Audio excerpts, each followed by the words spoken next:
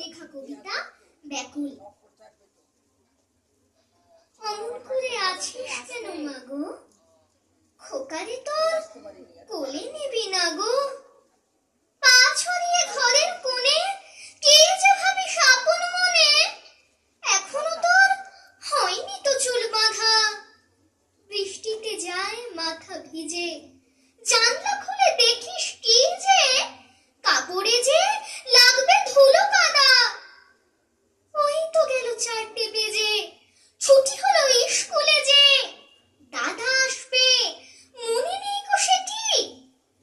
বেলা অমনি গেল বয়ে, কেন আছিস অমন হয়ে? আজকে বুঝি পাসনি বাবার চিঠি? পেয়াদাটা ঝুলির থেকে সবার চিঠি গেল রেখে। বাবার চিঠি রোজ কেন সে দেয় না? পড়বে বলে আপনি রাখে, যায় সে চলে ঝুলি কাঁখে। পেয়াদাটা ভারী দুষ্টু শ্যানা। মাগু মা, তুই আমার কথা শোন, ভাবিস নে মা অমন সারাক্ষণ। কালকে যখন হাটের বারে বাজার করতে যাবে পারে, কাগজ কলম আনতে বলিস ঝিকে। দেখো ভুল করব না কোনো। ক খ থেকে মূর্ধন্য ন, বাবার চিঠি আমি দেব লিখে। কেন মা তুই হাসিস কেন? বাবার মতো আমি যেন অমন ভালো লিখতে পারিনি গো। লাইন কেটে মোটা মোটা, বড় বড় গোটা গোটা।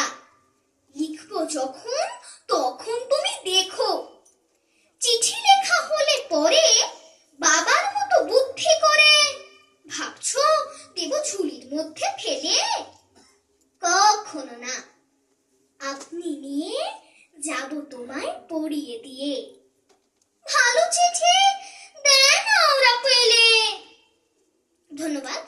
আমার পরবর্তী এবং শেষ নিবেদনে কবি নরেশ গুহর লেখা কবিতা রুমির ইচ্ছা। আমি যদি হই ফুল হই ছুটে বুলবুল হাঁস, মৌমাছি হই একরাশ, তবে আমি উড়ে যাই বাড়ি ছেড়ে দূরে যাই, ছেড়ে যাই ধারাপাত দুপুরের ভূগোলের ক্লাস। তবে আমি টুপ টুপ নীল রোদে দিই টুপ রোজ, পাই না আমার কেউ খোঁজ। তবে আমি উড়ে উড়ে ফুলেদের পাড়া ঘুরে মধু এনে দিই এক ভোজ। হোকামার এলো চুল তবু আমি হই ফুল লাল, ভরে দিই ডালিমের ডাল। ঘড়িতে দুপুর বাজে বাবা ডুবে যান কাজে, তবু আর ফুরোয় না আমার সকাল। নমস্কার।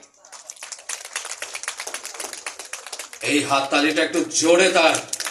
Thank you, thank you.